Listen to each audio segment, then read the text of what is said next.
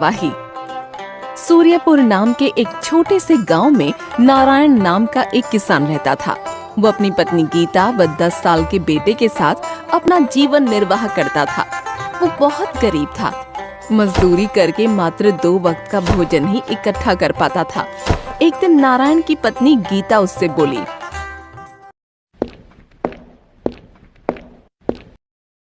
सुनो जी, पहले हम 2 थे, तभी परिवार का गुजारा मुश्किल से हो पाता था। अब तो अमर भी बड़ा हो गया है, इसलिए मैंने एक बात सोची है। तुमने क्या बात सोची है गीता? आज से खेत खलिहानों में मैं भी मजदूरी करने जाया करूंगी। गीता, मैं तुम्हें कोई भी सुख नहीं दे पाया। अपना जीवन तुम्हें गरीबी में ही बिताना पड़ा। दुखी क्यों होते हो जी? सुख दुख तो जीवन में आते ही रहते हैं। और फिर हम एक गाड़ी के 2 पहिए ही तो हैं। दोनों को एक समान चलना चाहिए, तभी गृहस्थी की गाड़ी ठीक ढंग से चल पाती है। तुम ठीक कहती हो गीता।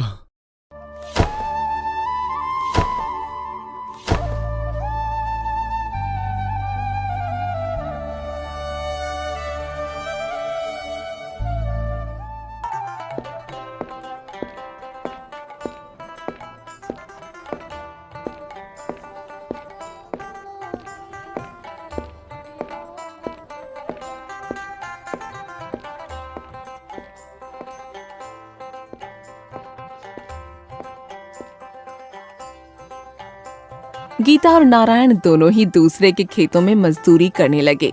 वो खूब लगन से मेहनत करते, लेकिन फिर भी उनकी आमदनी में कोई बढ़ोतरी नहीं होती। 2 समय के भोजन के अलावा वो कुछ भी नहीं कमा पाते। धीरे धीरे अमर भी 12 साल का हो गया। एक दिन फिर से नारायण निराश मन से गीता से बोला, गीता, सब पूर्व जन्मों के पापों का फल है। इतने वर्षों में तो कूड़े के ढेर के दिन भी आते हैं। फिर हमने ऐसा कौन सा पाप किया है जो गरीबी हमसे चिपक कर रह गई है? सब ईश्वर की माया है। अब तो वही हमें आगे का रास्ता बता सकते हैं।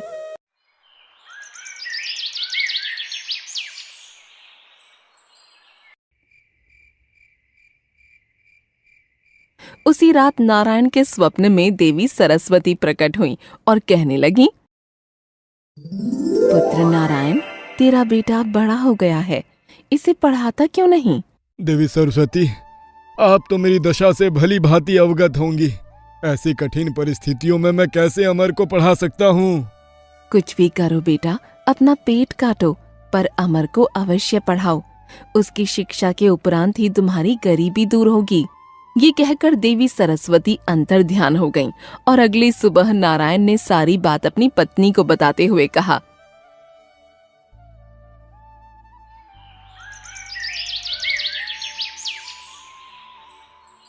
गीता, आज रात माँ सरस्वती मेरे सपने में आई थी। वो कह रही थी, अमर को शिक्षा प्राप्त होने के बाद ही हमारी गरीबी दूर हो सकती है। सुनो जी, तुम आज ही अमर को लेकर काशीनाथ चले जाओ।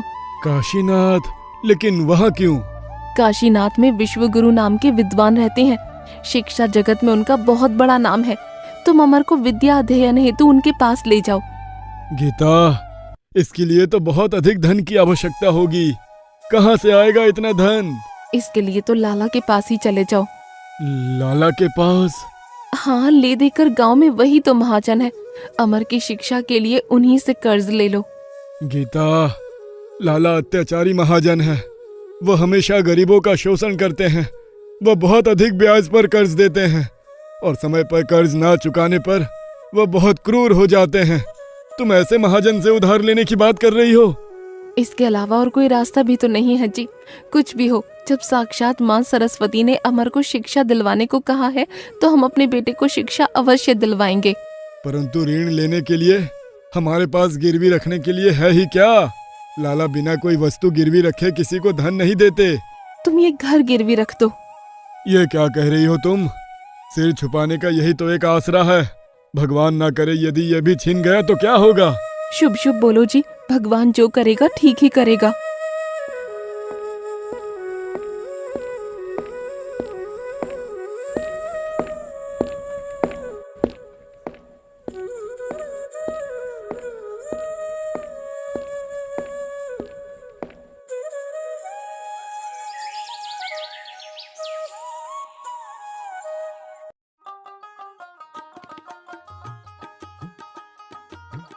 फिर उसी दिन नारायण लाला के घर जा पहुंचा और कहने लगा, राम राम लाला जी। कहो नारायण, कैसे आना हुआ आज? लाला जी, एक अर्ज लेकर आया हूँ आपके पास। कहो नारायण, क्या अर्ज है तुम्हारी? लाला जी, मुझे थोड़ा कर्ज चाहिए। कर्ज? किस लिए? मैं अपने बेटे को पढ़ाना चाहता हूँ लाला जी, इसलिए मुझे कर्ज चाहिए था। ओहो, लेकिन तुम कर्ज लोगे किस पर? गिरवी रखने के लिए तुम्हारे पास है ही क्या? लाला जी, तुम तो जानते ही हो मैं कितना गरीब हूँ। ले देकर एक झोपड़ी ही है मेरे पास, बस उसी झोपड़ी को आपके पास गिरवी रख दूंगा। सौदा बुरा नहीं है। नारायण ऋण तो चुका नहीं पाएगा, तो फिर उसकी झोपड़ी पर मेरा कब्जा हो जाएगा। हाँ, मैं तुम्हें 10 सोने के सिक्के उधार दे सकता हूँ। ठीक है लाला जी। इसके लिए मैं तुमसे एक कागज पर अंगूठा लगवाऊंगा और 10 साल की मोहलत भी दूंगा। अगर 10 सालों में तुम कर्ज ना चुका पाए तो तुम्हारी झोपड़ी पर मेरा अधिकार होगा। मुझे ये स्वीकार है लाला जी। फिर लाला ने एक कागज पर नारायण का अंगूठा लगवा लिया और उसे 10 सोने के सिक्के भी दे दिए, जिसे लेकर नारायण ने लाला का शुक्रिया अदा किया।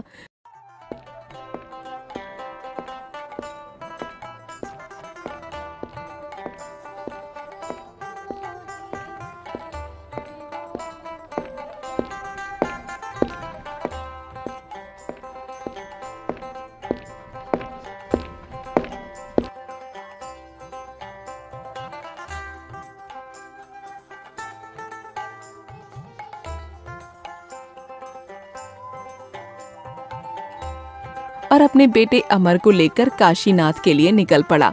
लंबा रास्ता तय करने के बाद वो काशीनाथ पहुंचकर विद्वान शिव गुरु की कुटिया में जा पहुंचे और ईश्वर से प्रार्थना करने लगा। हे ईश्वर, मेरे बच्चे की रक्षा करना, उसे खूब विद्वान बनाना, बस अब तो यही हमारा सहारा है। थोड़ी दूर और आगे बढ़ने पर वे विद्वान शिव गुरु जी के पास पहुंच गए और कहने लगे, गुरुजी प्रणाम। खुश रहो। कहाँ से आए हो तुम लोग? गुरुजी, मैं सूर्यपुर नाम के एक छोटे से गांव से आया हूँ। मेरा नाम नारायण है और ये मेरा बेटा अमर है। मैं अपने बेटे को आपसे शिक्षा दिलवाना चाहता हूँ, इसी उद्देश्य से आपके पास आया हूँ गुरुजी। अपने 10 सोने के सिक्कों की पोटली को गुरुजी के सामने रखा और पुनः कहने लगा, इसे स्वीकार कीजिए गुरुजी। क्या है इस थैली में? इसमें 10 सोने के सिक्के हैं गुरुजी। जैसे तैसे इसका प्रबंध कर पाया हूँ, आपको इससे अधिक धन नहीं दे पाऊंगा गुरुजी। मैं बहुत गरीब हूँ, मेरे बेटे को शिक्षा प्रदान करने से मत मना करना। बड़ा भोला व्यक्ति लगता है ये, इसे निराश करना ठीक नहीं है। शांत हो जाओ बेटा, मैं तुम्हारे बेटे को अवश्य पढ़ाऊंगा। वो शिक्षा ग्रहण करने के लिए 10 वर्षों तक आश्रम में ही रहेगा, तभी उसकी शिक्षा पूर्ण हो पाएगी। ठीक है गुरुजी। नारायण ने अपने बेटे अमर को गुरुजी के पास ही छोड़ दिया और वो वापस अपने घर लौट आया। गुरुजी ने अमर को शिक्षा प्रदान करना आरंभ कर दिया। धीरे धीरे 10 वर्ष बीत गए और अब अमर भी बड़ा हो गया। एक दिन गुरुजी ने अमर को अपने पास बुलाकर कहा,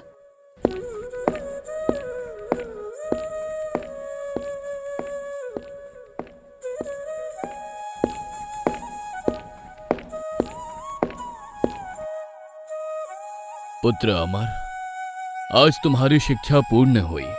तुम हमारे शिष्यों में सबसे मेधावी छात्र हो, इस पर मुझे हमेशा गर्व रहेगा।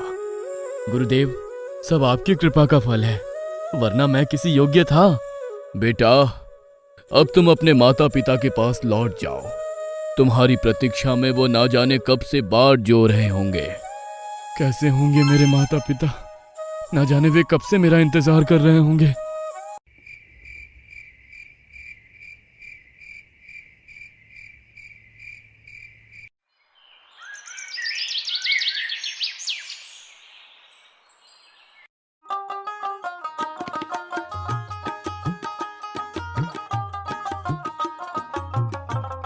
अगले ही दिन अमर लंबा रास्ता तय करके अपने गांव जा पहुंचा और अपनी झोपड़ी देखकर सोचने लगा, कितना सुंदर दृश्य है। कितना समय हो गया जब मैं यहाँ से गया था।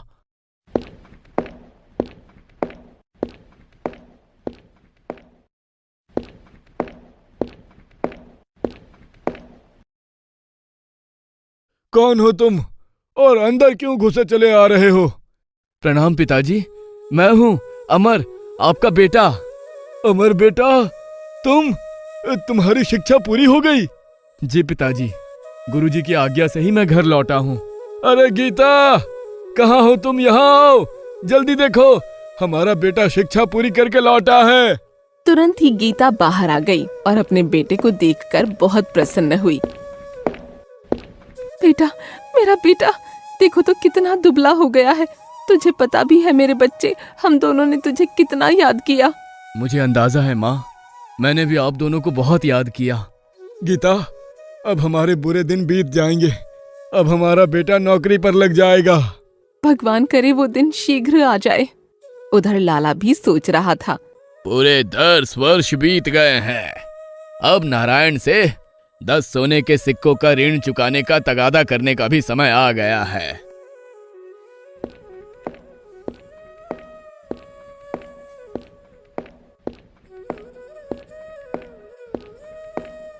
वो तुरंत ही नारायण की झोपड़ी की ओर चल दिया। जब वो झोपड़ी के पास पहुंचा तो सामने अमर को खड़ा देख सोचने लगा। तुम अमर हो?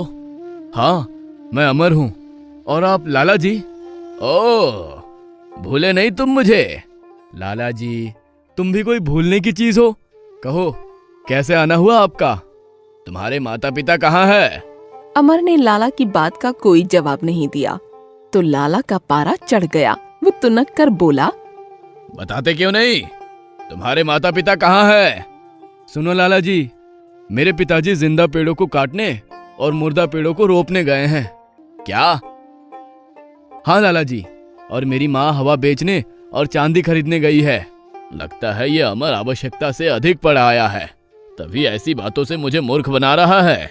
अमर को धमकाते हुए वह बोला, ये कैसी ऊटपटांग बातें कर रहे हो? मैंने जो पूछा है उसका ठीक ठीक उत्तर दो। मैंने बताया तो लाला जी। सुनो, तुम्हारे पिताजी ने 10 वर्ष पहले ये झोपड़ी गिरवी रखकर मुझसे 10 सोने के सिक्के उधार लिए थे। क्या? क्या लाला जी, सचमुच?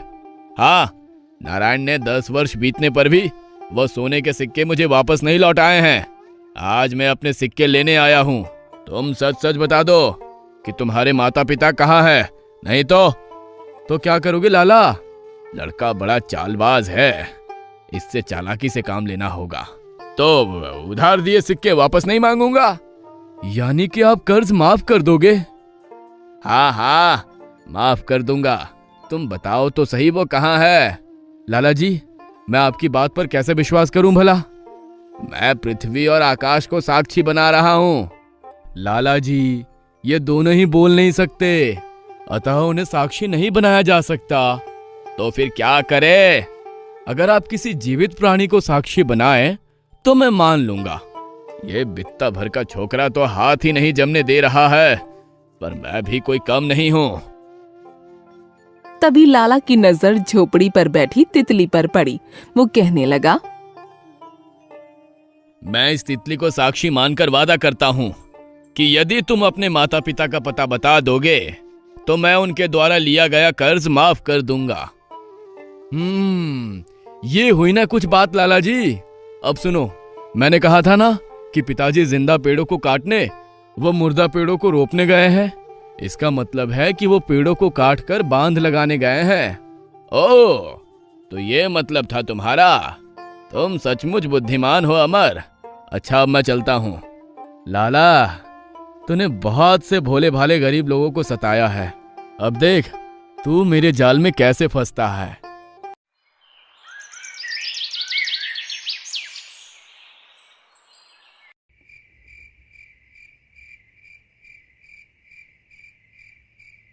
जब शाम हुई और नारायण घर लौटा तो अमर ने सारी बात अपने पिता को बताई। पिताजी, लाला आया था। ओह, अब क्या होगा? पिताजी, आप घबराओ नहीं, मैं आ गया हूँ। उस जमाखोर लाला से मैं निपट लूंगा। तुम? लेकिन कैसे बेटा? लाला बहुत चालाक है। आप घबराओ नहीं पिताजी, ईश्वर जो चाहेगा वही होगा।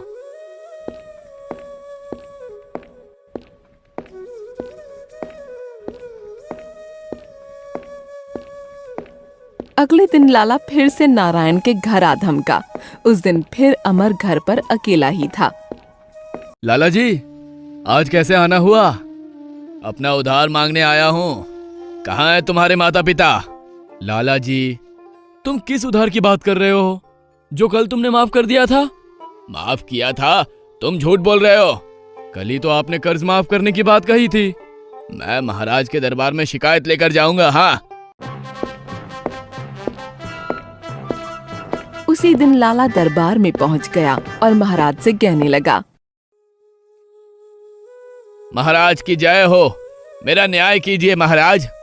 अरे लाला, तुम? भला तुम्हें कौन परेशान कर सकता है?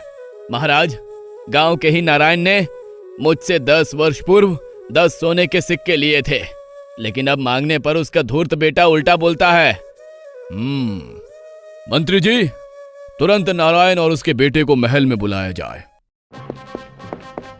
महाराज के आदेश पर तुरंत नारायण और अमर को बुलाया गया तो महाराज ने नारायण से प्रश्न किया।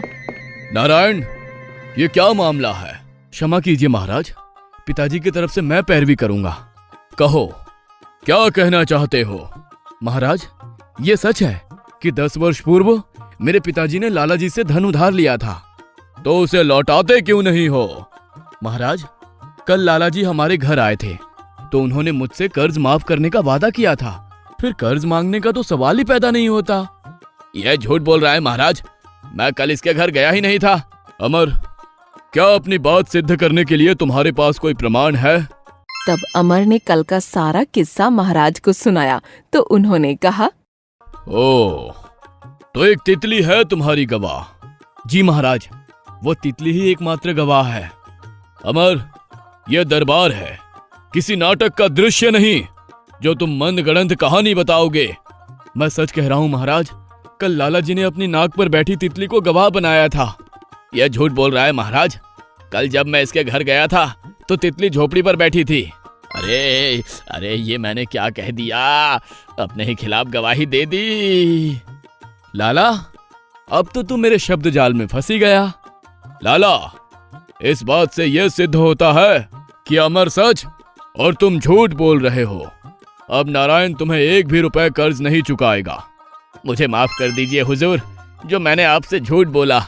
लाला, तुम अपना धंधा चलाओ, लेकिन ईमानदारी से। दोबारा झूठ और फरेब से काम किया तो तुम्हें बंदी गृह में डलवा दूंगा।